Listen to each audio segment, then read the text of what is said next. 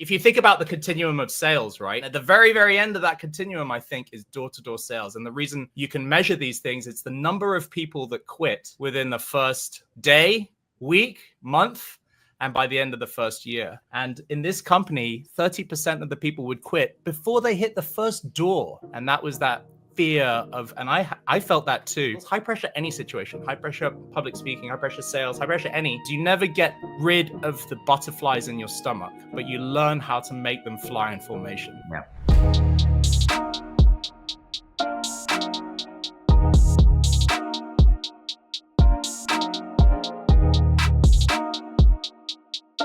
All right, welcome back to another episode of Person of Interest. I'm Coach Michael Burt. Obviously, I like to interview people of interest that are doing interesting things. They're going to interesting places. They have very unique past. And I always like to say, we're paying you for your past. Your past helps us to build a bigger future. And when I wrote the book, Person of Interest, really from an aspirational perspective, I wanted to study people of interest, basically deconstruct the habits and attributes of people of interest, and then obviously become a person of interest. So if you're out there watching this in the world, I want to thank you for watching it. All of my podcasts are under America's Coach. You can see those on YouTube. You can subscribe on any podcast channel. We do like to create new and exciting things every single week, every single month. And today will be no different. Very special guest with us today that we're going to really dive into a pretty fascinating background here with Theo Davies. And let me read your bio, Theo, and then we're going to get into some really good stuff here. Record-breaking salesperson, sales leader, coach, speaker with 20-plus year career, beginning in 1998, spanning sales management, enablement, management consulting, specializes in sales uplift, which is a great specialty to have. Broken a number of sales records across multiple industries and companies, including the oldest direct sales company in the USA, world sales record in 2007. Private banking at Southeast Asia's largest bank, DBS Bank, rookie sales record 2008. Real estate at one of the world's top 10 global real estate firms, Cushman & Wakefield. Most deals in a month in 2012. I love it. Internationally capped sportsman, semi-professional MC, and appeared in the Hollywood film Crazy Rich Asians. That's right. I love it. Yeah. This is so interesting already. Also a past national public speaking champion in Singapore, and is open for Singapore's most famous comic, Kumar. Theo, welcome. Be funny, make money, Coach Burt. Be funny, make money. Be funny, make money. Welcome to Person of Interest, sir. So good to be here, and such an interesting angle that you have. I love it. I love it. I can't wait to chat with you. And I've heard so much about you too. So this is just such a privilege. Yeah. And likewise, heard so much about you. Let's go back into a little bit of your past as an intelligence officer. I always like to say, I'm paying for your past. What if there's 8 billion people on planet Earth, maybe some on Mars, who knows? What separates people really is their past. What distinguishes people is their past. So let's go back into your past of intelligence officer in Singapore. And how did that shape your style and your approach? And what did you learn there? Yeah, Army intelligence is a funny one, isn't it, Coach? But it's kind of like honest politician or polite persistence. It almost seems like a contradiction in terms, but I more think of it more like James Bond, maybe a bit misogynistic now, but certainly an aspirant. My very first watch was a James Bond 007 watch when I was 7 years old that I loved, and it did the song of dun dun dun dun dun dun dun. Yeah. So good. So yeah, I think it's been such a crazy ride, but beginning at my past, I was when I was again 7 years old, before I went to English boarding school. My father's English and my mum's Singaporean Chinese, and I'm therefore a Singapore citizen, and we have national service there, so that's compulsory for all males, 2.5 years, and we train with the British, the Americans, one of the biggest allies for the Americans in Asia.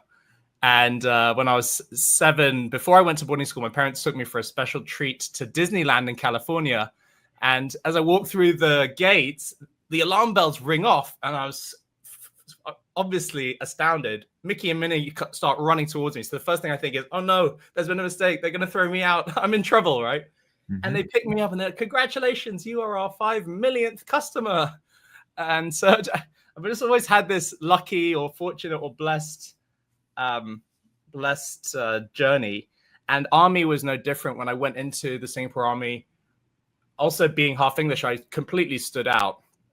So my very first day in basic training, shaved head, all that line there in the beating sun of Singapore in the tropics.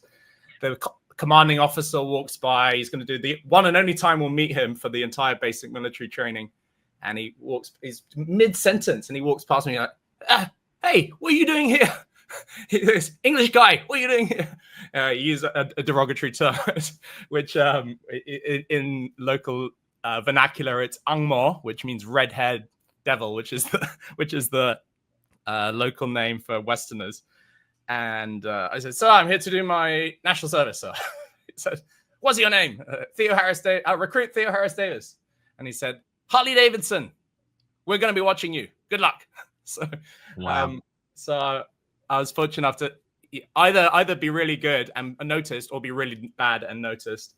And fortunately enough, I didn't make it to officer school there, but I crossed over from sergeant school, which is the next level. And I was the top trainee there. Went to officer cadet school in Singapore, and then became an armored officer. I was commissioned as an armored officer. So I got my off-road bike license, driving license, and my tank driving license before I even got my car driving license. And it was from there that I was selected to go into the School of Intelligence. And I worked really hard. I was the only one that got 100% in the exam. And I came top in the commando survival training, which included prisoner of war training and torture training. And my camp that I built with my team was the number one camp and was featured in the National Army newsletter for being a perfect structure. And my men hated me for it at the time, because when we were building it, they're like, sir, why are we going to this level of detail? I want not a single piece of light coming through that canopy. I don't want to be able to see a single piece of light. So we cover it until we finish. We were the last to finish. Everyone else had done their. You could smell the food that they were preparing, right? And we were still making our shelter for this survival training in the jungle. And that night, the heavens opened and the rain poured down, and we were the only shelter that was completely dry. We slept like babies. Everyone else was drenched the next day. So it was things like that led to that achievement. But I became the top trainee in the School of Intelligence as well. And I suppose to sort of go a long way to a point, it's always been trying to do things in my life to the very, very best of my ability. No shortcuts. How you do anything is how you do everything. Maybe partly from having a tiger or a dragon mum. Yep. Right, who always push me, right? Mom, I passed the test. Did you get an A? No, why not an A? Okay. Mom, I got an A in the test. Oh, did you come top? No. Why not top? Oh, Mom, I came top in the test. 100%? No, I didn't get 100%. Why not 100%? It's like that. Yep. So I hope that gives you a flavor. Obviously, you left there and you went on to do a lot in the sales world. And I think if you're in, fields like we're in, which is, human nature, you get to see a lot of patterns of human nature. I'm fascinated by the psychology of why people make decisions, don't make decisions, how they measure perceived loss versus perceived gain. What did you carry with you from that intelligence officer training that you carried over to the sales world that helped you become such a great salesperson? In elite armed force units, I suppose the US has, certainly the UK has the Red Berets, the US has the Marine Corps, and then it has even more elite units. Singapore has the Red Berets as well, commandos, and we have recon at less than a 10% survival rate. So in the course of training that elite unit, they really pushed us to our absolute physical limit. I walked away with a mantra, there is no limit to physical endurance. Wow. There is no limit. The only limit is death.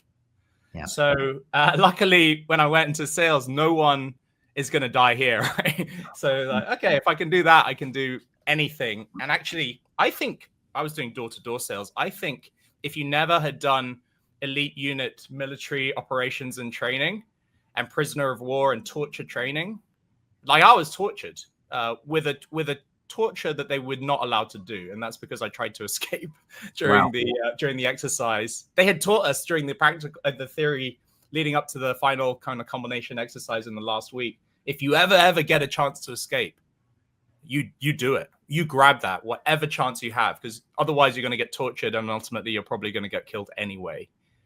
So there was a window of opening. I managed to escape with the sniper platoon commander, and then we got really brutally tortured for it, including waterboarding. That's not allowed. But this is a conscript army, right? That was not allowed. And we have 4 guys, and I got one guy who's holding your head and dunking you, one guy who's barking at you, interrogating you. Tell me your mission. Who is your commander? Right? Where is your location of your troop? I can't answer that question, sir. Right? That's all you can say. My name is Lieutenant Theo Davies, and my number is this. That's all you can say. And then there's another guy with a hose, and there's a 4th guy who's like pinning you down. It's crazy. Someone died the following year in that exact training, and that's not supposed to happen. So all of those guys got court-martialed for that.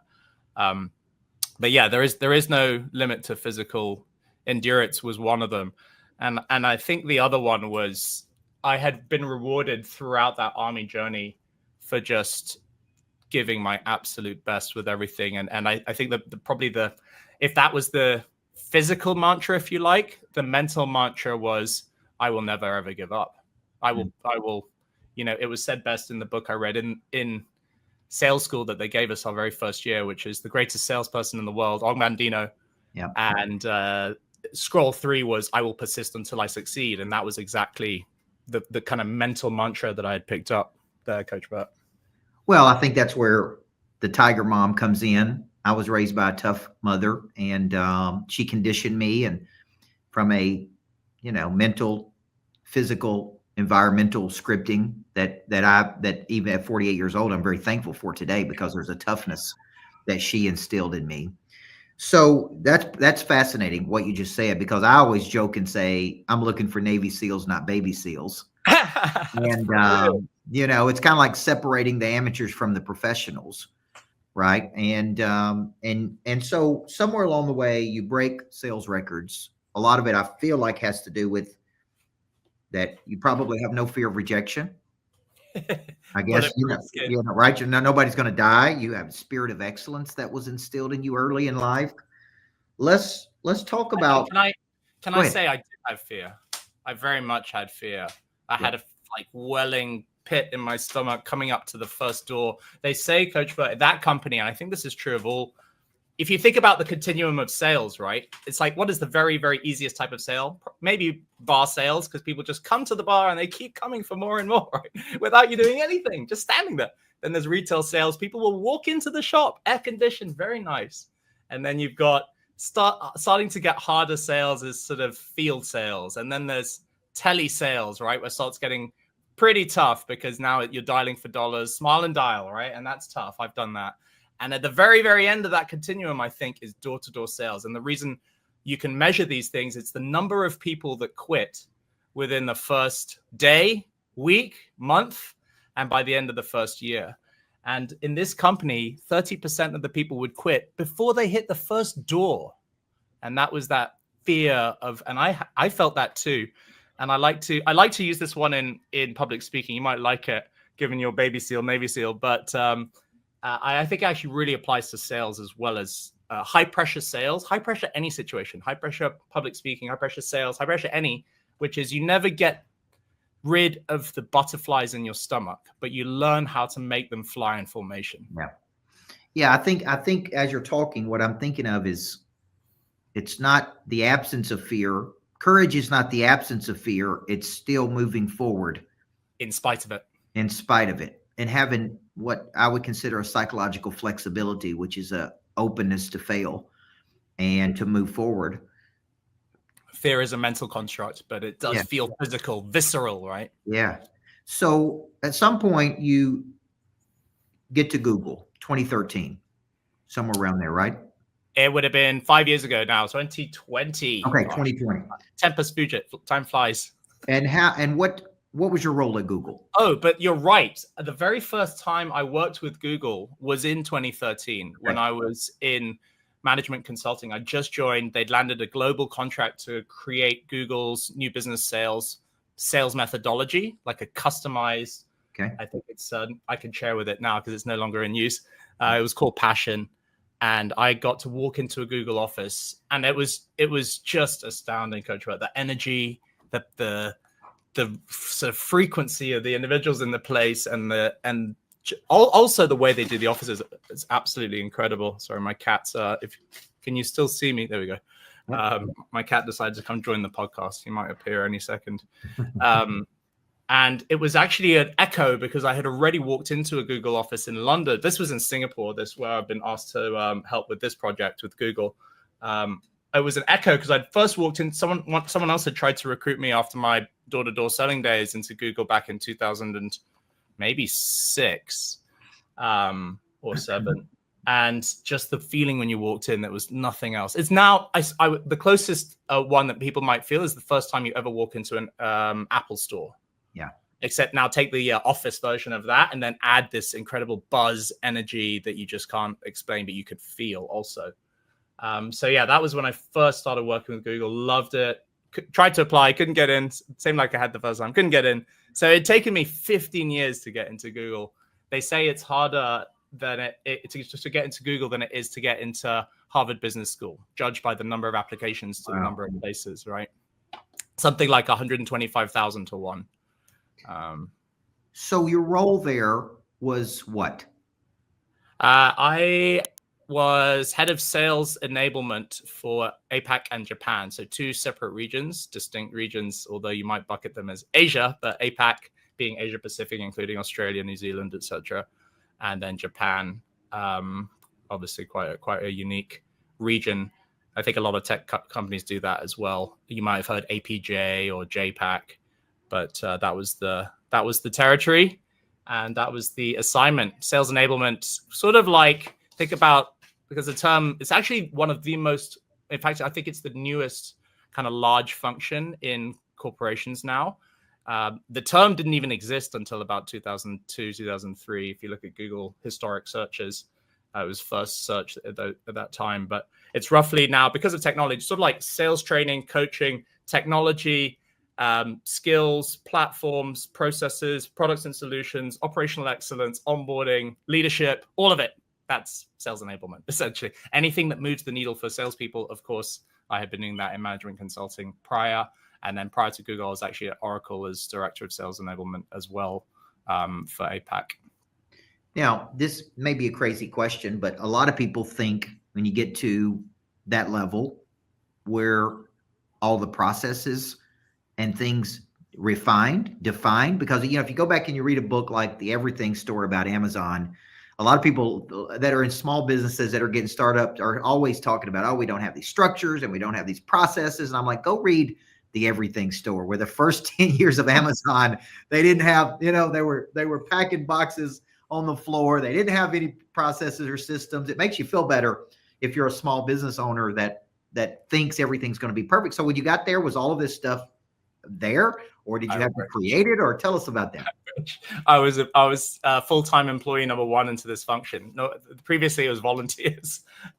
So yeah, I was the first full-time focused leader to build out the team. They told me I was coming in as an IC, but that I would get to build the team, and I did do that. I love the expression when I was there.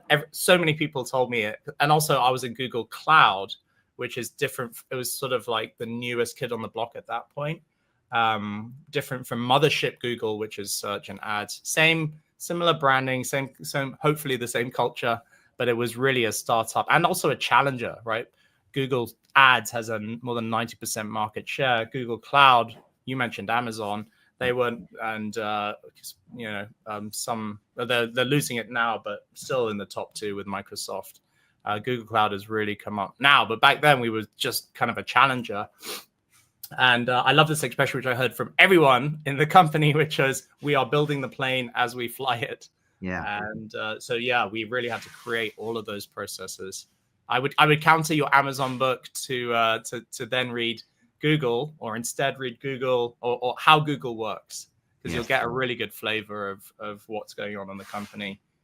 But you're right, like it's a mess. You're there to solve problems. That's why we have a job, right? The higher you get paid, the higher level problems that you solve.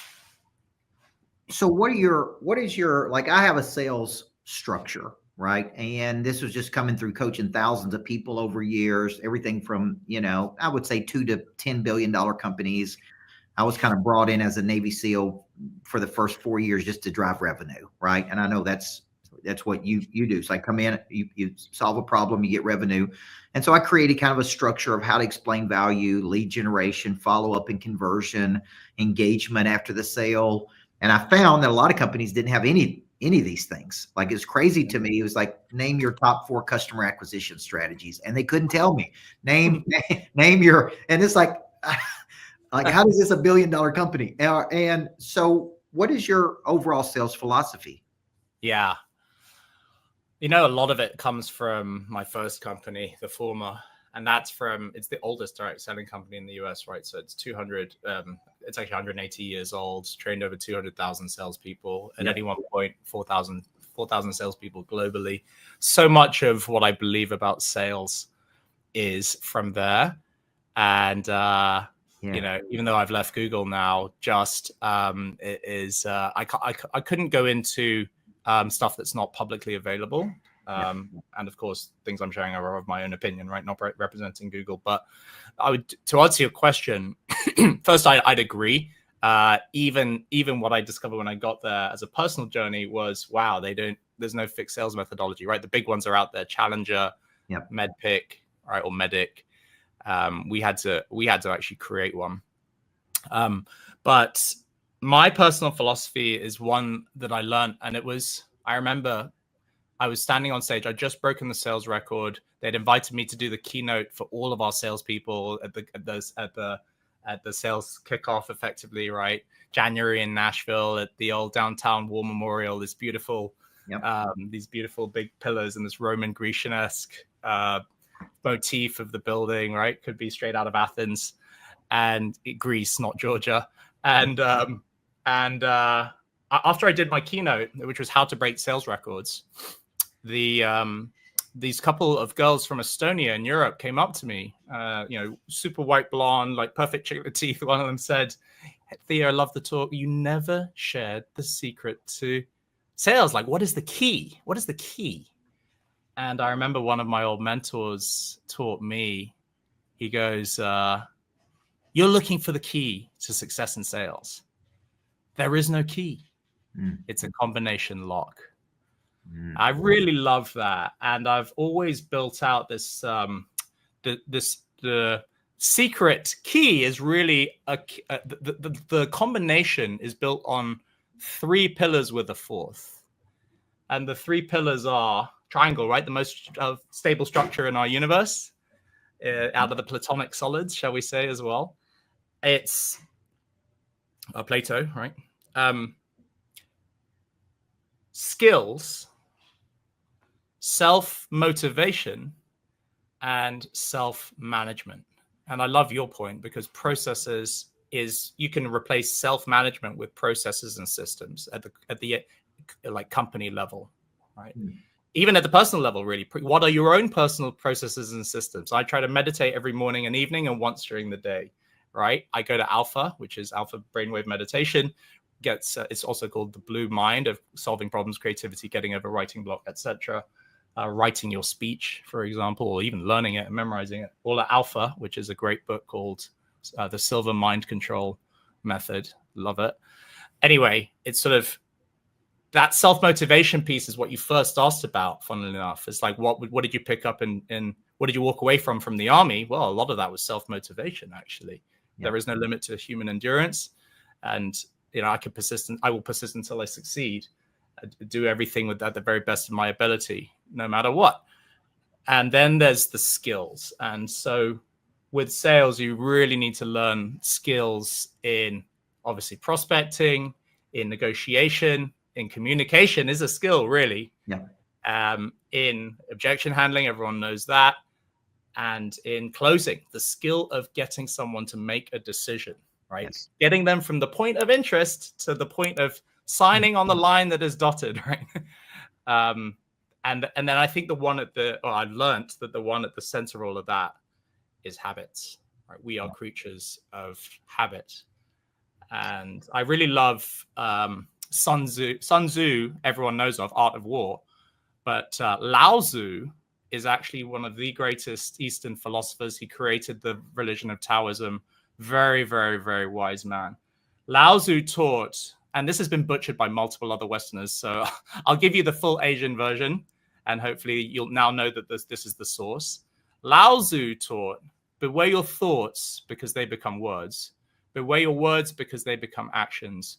Beware your actions because they become habit. And beware your habits because they become your character, which is your destiny.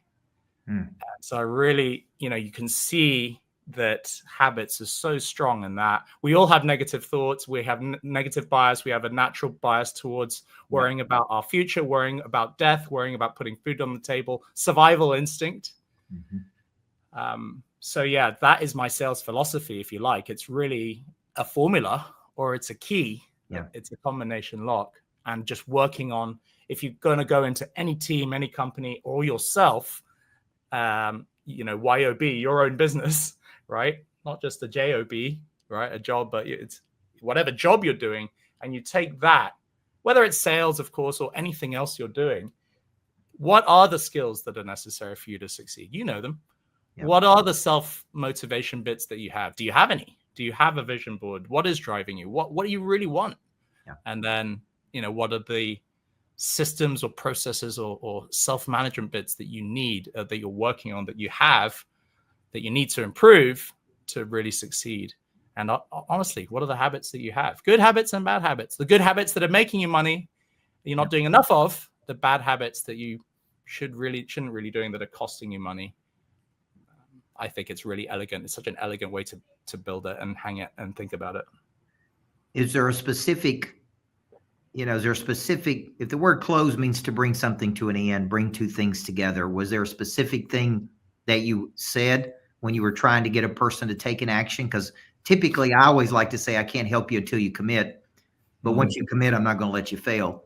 I'm not in the business of letting you fail. And that was goes down in my Guinness Book of World Records best closes. And but there's about 7 things I say, to help a person make a decision, and with the word decide meaning to kill something off. Is there something specific that you would say to get a person to take an action? Yeah, de caedere, Latin. De is between, and caedere is to cut, which is to cut between, right? To cut off the exit, or to cut the cord. Yeah, actually my favorite close, honestly, Coach Bert, is act as if. It's like, hey, what everyone likes about the way we're doing this, and this again is straight from 180 years of this, ingrained into me since I was 21 years old, right? What everyone likes about the way we're doing this is we go ahead and take the orders. We can get you fulfilled either straight away or shipped over today, or we can delay whenever you like it. Which would you prefer? Would you prefer it today if you were to go ahead, or would you actually like that shipped in a couple of weeks here? What's better for you? They haven't even said yes yet. And we're getting them to conditional. That's a conditional close, right? Isn't it? Wasn't it? Couldn't it? Shouldn't it? Wouldn't you agree? Isn't it? Wouldn't it be great if we could get this for you straight away today? It's all related to act as if, right? Act as if they're going ahead. And at some point, if you're going this way, it's stepping into the tension because they haven't even said they want it yet. Other people are waiting for them to say, okay, I'll buy. Okay, how do I get this? Okay, take my money. But in a dance like that, you should actually be the one leading in the dance, right? Not following. And so it's like leading them. And people, if they're interested, sometimes it's that little hurdle you're getting them across with that gentle dance or nudge there, rather than hoping that they hop over themselves. So that's definitely the favorite. There's also the walk away close. There's a choice of 2 positives close. There's 20 closes if you want. We would certainly teach in the management consulting kind of sales uplift days. We had to stock 20 of them. But that would be my favorite principle to closing, right? Which is act as if, assumptive and polite but persistent. Yeah. And then if they stop you, then you're into the objection handling phase, right? Oh, sorry, I just it just felt like you were going ahead with this in your mind. Tell me, what is it that's getting in the way? Well, it's reminding me, you're kind of taking me back to my old basketball coaching days when I would spend 5.5 hours a day with the players, and they were so well trained. I mean, we trained in how they walked into the gym, how they got off the bus, how they put their socks and shoes on, how they warmed up.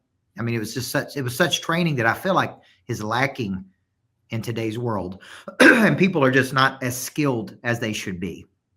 So let's talk about how you're going to be using these skills, in the future, in your new roles that you're attacking. So tell us a little bit about what you're doing now and how you're using all of this training and unique experiences that you've had in your past. Well, I am now pivoting from Google after 5 years and being talked about the next role with my boss. It was basically the term is bamboo ceiling, which is, you've heard of glass ceiling, but there's also a bamboo ceiling. If you're in Asia and you want to move up in a tech company to the next level, you need to move to either HQ, right, US, or maybe in Europe. So actually, my previous boss and I actually talking about that as my journey. It's like, how am I going to go? I can't go. My poor mother is wheelchair bound here. I support her, so Asia's home. But yeah, I am leaving Google finally for an amazing opportunity. Funnily enough, with you as a coach and mentor for us, which is in right at the intersection of the hottest thing in technology today, right now. Depends when you're listening to this, but it's AI.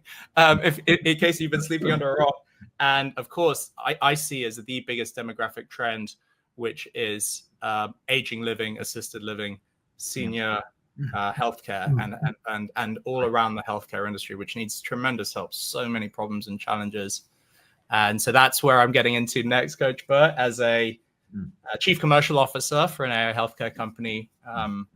And you know it well. But yeah, I think I'll be using a lot of everything I've learned. It's sort of that thing that everything that you have done in your entire life has brought you to exactly where you need to be today. Right. And it's like everything that I've learned in the military, and then in direct sales, and then working in real estate, of course, and commercial, industrial. I was triple qualified, right? Commercial, industrial, and residential real estate. Large projects, 29 deals in a month. That was the record.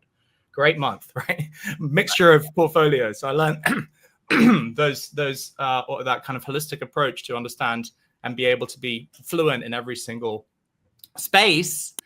Real estate, and then I did a year of private banking, right, where I broke the rookie sales record and the rookie monthly sales record, right? And dealing with ultra high net worth and how to think about investing and being certified in wealth management, and then couple that with consulting, and now at tech and Oracle, and then in Google, where I won Google's most competitive internal competition, which is called the Hackathon. And I was crowned the 2024 grand champion for an AI solution that I built that saved Google $780 million. Wow. And as AI, right? And now getting into AI healthcare, my mom being a super present, constantly present consideration, and her quality of life, and thinking about her and my father, right? Who's getting on a bit, still sharp as a fox though, silver fox he is. And of course, now thinking about how can we help these people and their peers, right? Because I'm hearing about the issues that they're having, and where do they go for their silver years, right? How do they live comfortably, and how does technology enable that? And it's like everything, all of that knowledge and skills and experience is now culminated in this C-suite role, which I'm super excited about. One of the best products and patent portfolios I've seen. It's hard to leave Google, but this is really exciting. Really, really, really exciting. And it's not just healthcare. I mean, the solution actually applies across multiple industries. That's just the beginning, because it's the lowest hanging fruit. Yeah. Well, it's exciting that with a person with your experiences that's been at the top of the table sees the potential of this opportunity with healthcare integrated technologies, and being the chief commercial Hitsy. officer.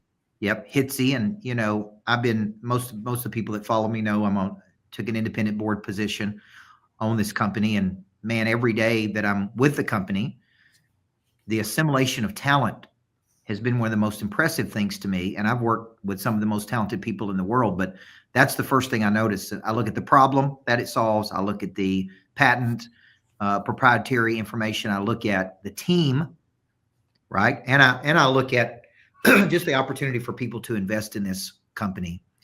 When you say chief commercial officer, what does that role entail? Yeah, absolutely. And before that, I'll have to agree with you. I have worked with some of the very, very, very best people in the world in Google. Of course, right? You saw that 125,000 applicants to one. They're going to have their choice of the best. Wow. And Google pays for performance. And now you're paying at the 99th percentile.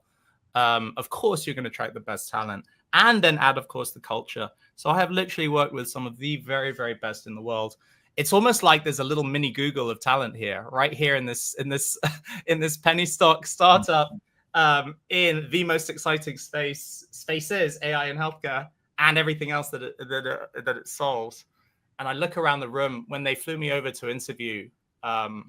They had a leadership offsite in Mexico, and they flew me over to meet the CEO and the other C-suite. And I just looked around the room. One of the guys had sold his company for, I think I could say 10 figures. I know the number. I won't divulge it, but it's mid to high 10 figures. Let's say that. Let's say mid 10 figures. And yes, like that. Is that right? I think it's 9 figures. Sorry, is it 9 figures? No, it's 10 figures. Anyway, let me write it out. But yeah, it is 9 figures, mid 9 figures.